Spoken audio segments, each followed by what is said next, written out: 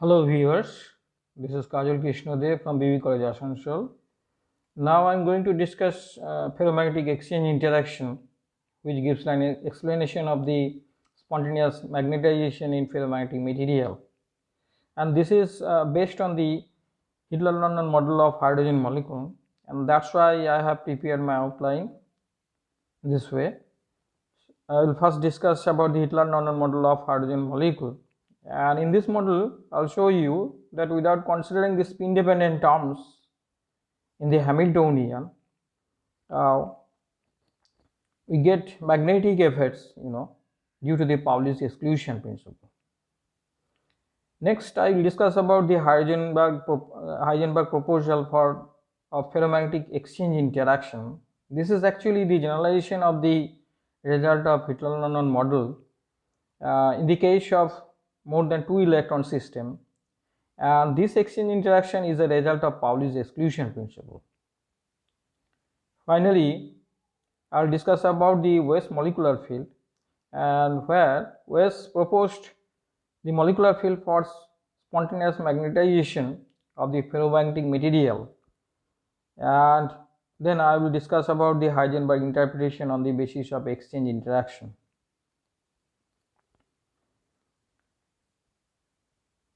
So first I come to the Hitler-London model of hydrogen molecule. This diagram shows the hydrogen molecule.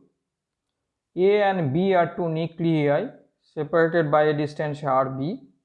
The red dots are the electrons denoted by the numbers 1 and 2.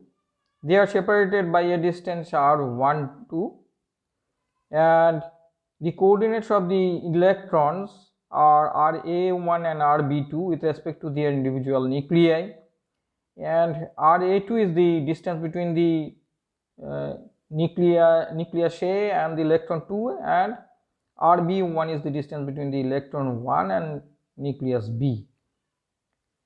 Next, this is the Hamiltonian, total Hamiltonian of this system, that is the Hamiltonian for the hydrogen molecule. We have not considered any spin dependent terms here. In the first term, within the bracket, the two first terms, these terms represent the kinetic energy of the two electrons, where the two grad operators denote the derivative with respect to the coordinates of the electrons, and the third and fourth terms represent the interaction energy of the electrons with their nuclei. And in the second term within the bracket, the two terms are positive, which are actually the repulsive interaction. First one is the repulsive interaction between the two electrons, and the second one is the repulsive interaction between the two nuclei. And finally, the third and fourth terms, these are the interactions of the electrons with the nuclei after the position of their position coordinates getting exchanged. Now these two equations are the Schrodinger equations for individual atoms, where phi A and phi B are the two states. E0 is the energy of the two atoms, and this energy must be same for the two atoms.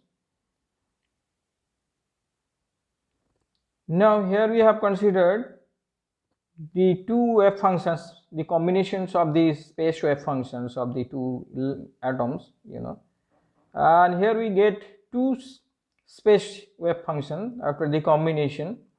One is the symmetric wave function represented by psi s, and it is symmetric because it remains unaltered if we exchange the position coordinate of the electrons here. And another one is antisymmetric, denoted by psi a, and this is antisymmetric in the sense that it gets a change in its sign if we interchange the coordinate of the electrons there. So using these wave functions, we can calculate the mean energy in these two states. Here we have done it, and Es is the energy corresponding to the symmetric state, and Ea is that for the corresponding to the wave function psi a. And in doing this, we have used the combination of the wave functions, and this is actually the expectation value of the Hamiltonian between these states, and here we get 4 different matrix elements, of which you see for the first 2 matrix elements we have used the wave functions, the combinations of wave functions and their complex conjugates. Those are actually of same wave functions. But for the third and fourth matrix elements, you see that the wave functions, combination of wave functions and their complex conjugates are not same wave functions. Rather they are used after the exchange of their coordinates. The positive matrix elements are for the energy Es corresponding to the symmetric state, whereas the negative terms are for the antisymmetric state. Sorry.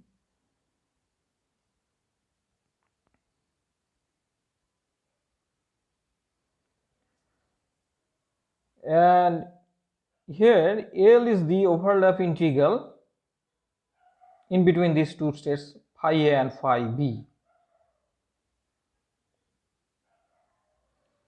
If we do the calculation, we will reach these expressions. The first 2 expectation values in the mean energy term, they are same, and here we have got the total energy of the electron, interaction energy term between the 2 nuclei, and a term denoted by Vc. Vc is actually the Coulomb interaction contribution to the electron energy, and it is given by this expression here. Here also the wave functions. In doing this calculation, this mean expectation value, we have used the combination of the wave functions and the complex conjugate of those wave functions. Those are same wave functions, and for the rest 2 matrix elements we get another term.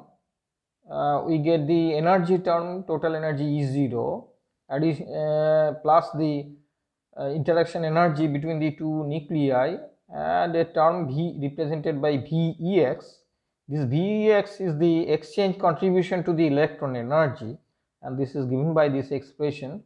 You see here, in doing this calculation, here we have used the wave functions, combination of wave functions which are not same in the original wave functions and its complex conjugate, but in the complex conjugates they are used after the exchange of their coordinates. So finally we get this expression of interaction mean energy, and there here we have got this expression in terms of the in terms of 2 separate terms. One is denoted by C. C involves the Coulomb interaction energy in the electron energy, and J involves the term Vex, which is actually the exchange contribution to the electron energy. That's why J is called the exchange integral.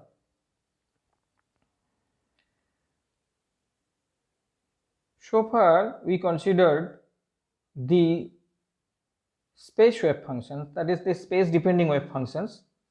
Now we can consider the spin states. So these are the possible spin states for the 2 electron system.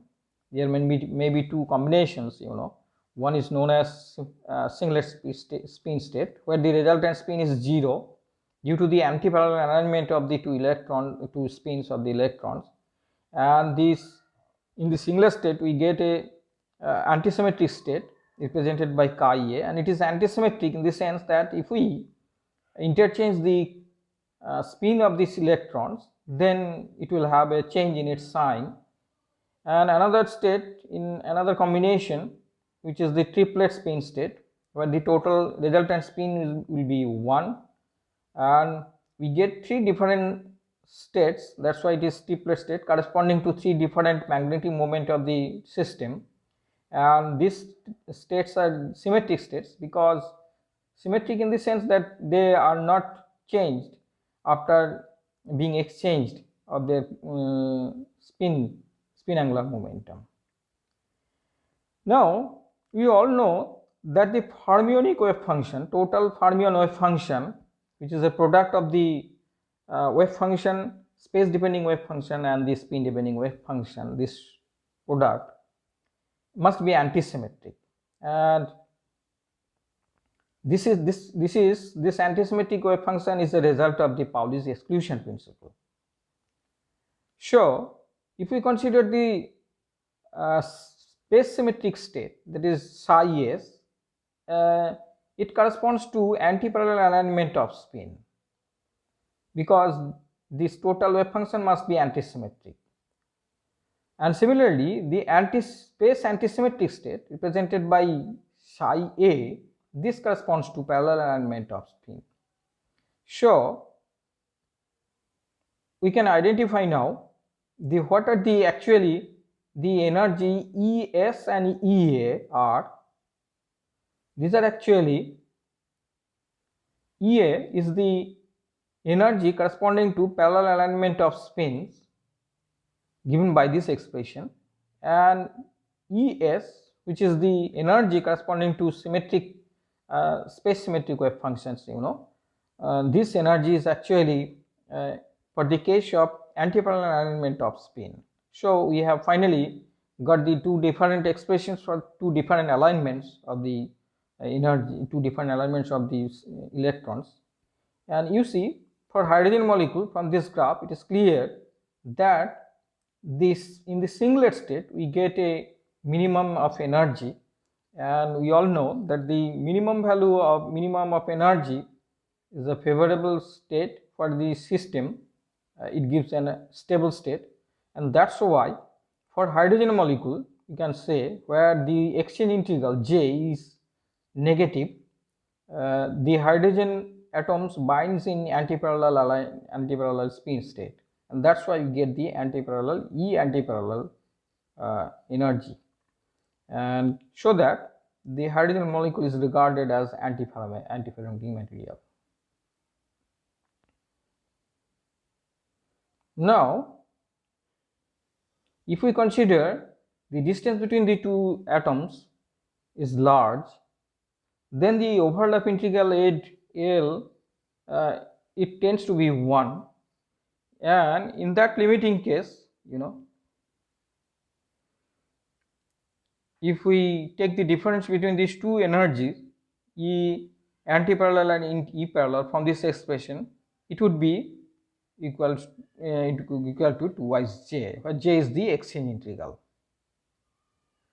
So if we consider the two spin system, two electron system, their spin must be the vector sum of the individual spin angular momentum, and we get two different combination of the spin angular momentum.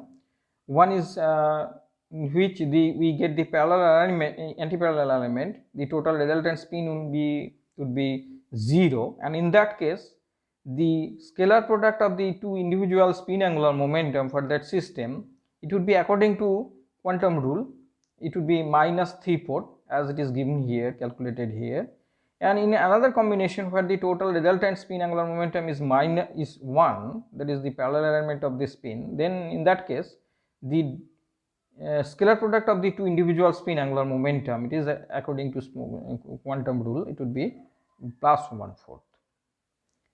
Now we have written the effective Hamiltonian for system to describe the singlet and triplet state in this way. Here we have introduced a term involving the spin, the dot product of spin. The first term in this Hamiltonian, this is a constant term, you see, and it can be absorbed into any other constant energy term, and whether this expression of the Hamiltonian is a correct one, we can check it easily putting the value of S1 dot S2 for two different combination of spin angular momentum, one for spin antiparallel, another one is spin parallel. So if we put for antiparallel alignment, here it is clear that it is S1 dot S2, it is -3/4. Putting this value, we will get the total energy eigenvalue of the Hamiltonian, it would be E antiparallel, that is it is expected, it is desired value, desired result. And also in the triplet state where S is 1, the putting this value of this dot product of S1 and S2, which is a plus 1/4, we get the energy eigenvalue in the as E parallel, and this is also desired value. So we can say that this Hamiltonian, the expression for the effective Hamiltonian, is a correct one, giving the correct result of energy eigenvalue.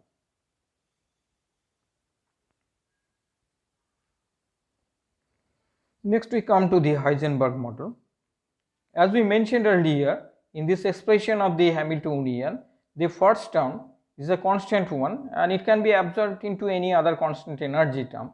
So we can redefine the zero of the energy and write our Hamiltonian in this way. This Hamiltonian is our Hamiltonian is minus twice JE S1 dot S2, where J is the exchange integral. That is the second, we have considered only second term. The first term we have is taken as 0. And we can generalize it for more than 2 electron systems. So Heisenberg actually did this. He generalized the result of Hitler-London model to more than 2 electron system.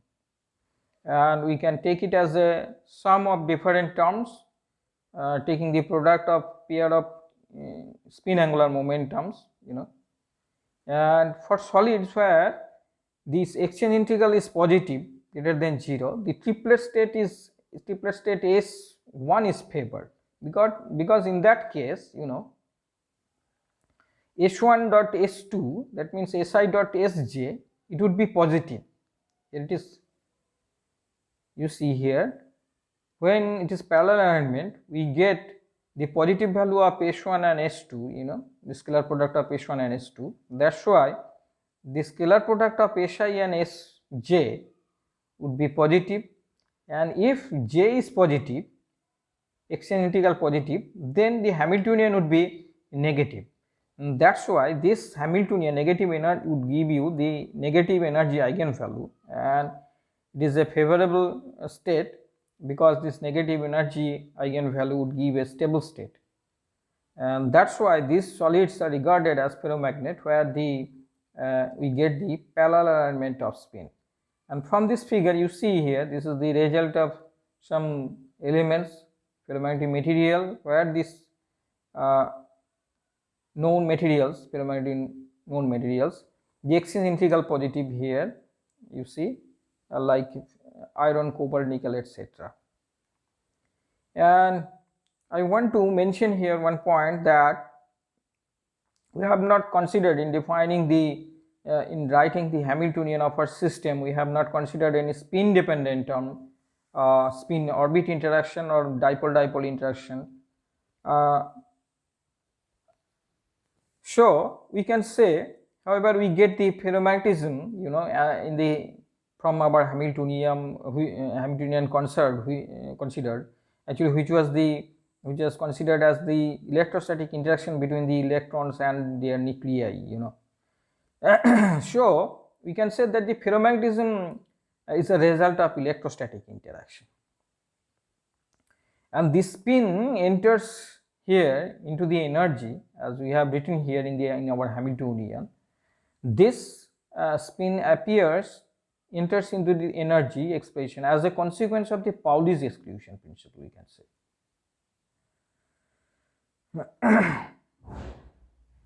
Next we come to the West molecular field.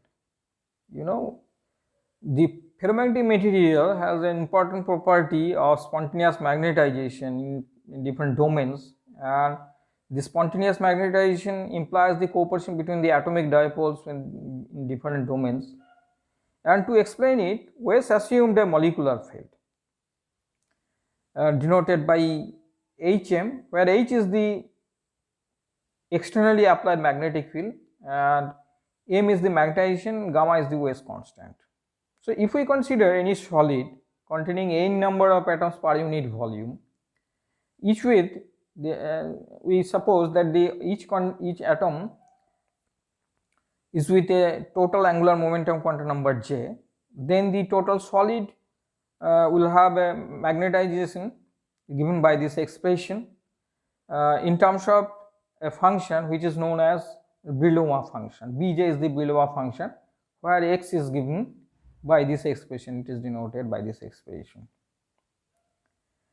Mu is the Bohr magneton, and j is the magnetic quantum number, angular momentum quantum number, k is the Boltzmann constant, T is the absolute temperature.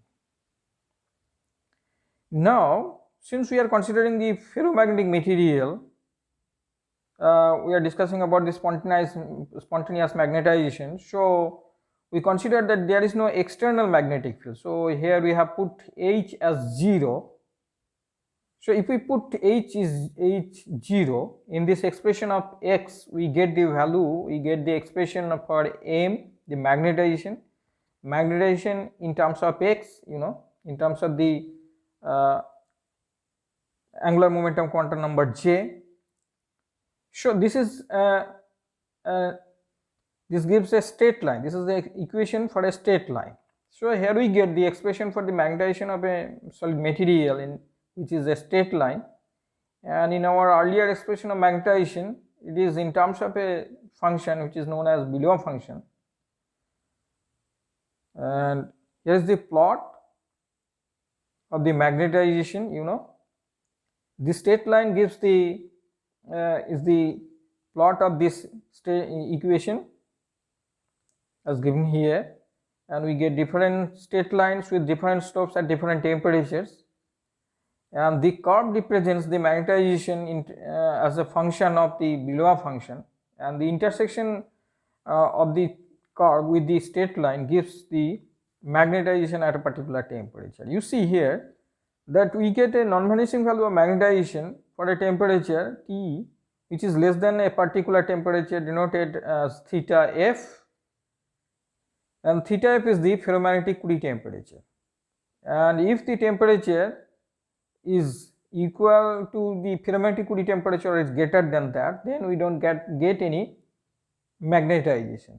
So for the temperature which is below the ferromagnetic Curie temperature, then only we get the non-vanishing value of the magnetization, although there is no external magnetic field applied, and this is the case of the spontaneous magnetization. Now we have considered the limiting value of x, where it is very less than 1. Bj, which is the Brillouin function, this is reduced to this expression, and using this expression we can find the magnetization of for the solid. And finally here we have find the expression for the susceptibility of any material.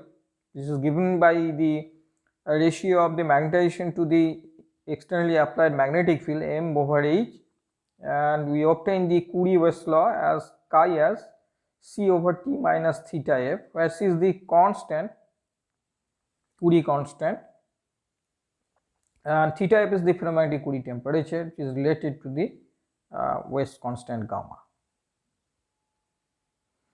Now I come to the Heisenberg interpretation of the molecular field.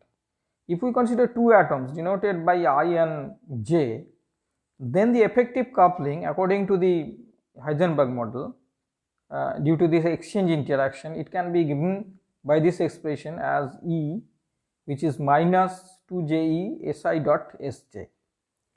And now if we consider the particular atom denoted with the letter I, and considering the interaction of this given atom with its neighbors, the interactive potential would be sum of different terms involving the product of the spin angular momentum of the pair of electrons, and for a z number of nearest neighbors, the expression for the interaction energy would be like this. Here we have used the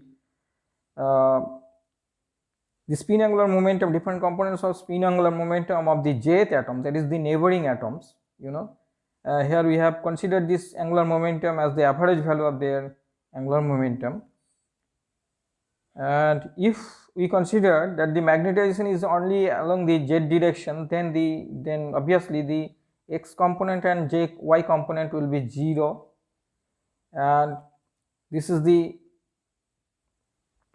average value of the z component of spin angular momentum for the neighboring atoms given by m over g mu b n, and using this expression of the jth component of the spin angular momentum for the jth atom, the potential interaction potential energy would be given by this in terms of the exchange integral. Here we find the interaction energy in terms of the exchange integral.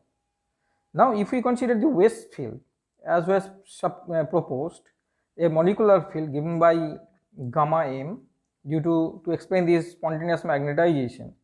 If we consider the interaction of the electron spin with that given molecular field, this would be the interaction energy given by this expression minus g mu b s z I gamma m. Gamma m is the magnetic field proposed by West.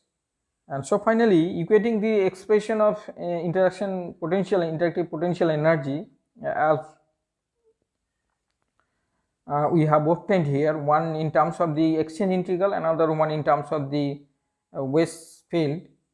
So equating these two expressions, we finally get the expression for the West field constant. This is in terms of the exchange integral. So finally we see here that the West field constant, which was considered by West to explain the spontaneous magnetization in ferromagnetic material, this appears in terms of the exchange integral, which is a result of the exchange interaction between the different electrons with the interaction of the electrons with the different nuclei, and so it is we can explain it in terms of the exchange interaction using the Heisenberg model.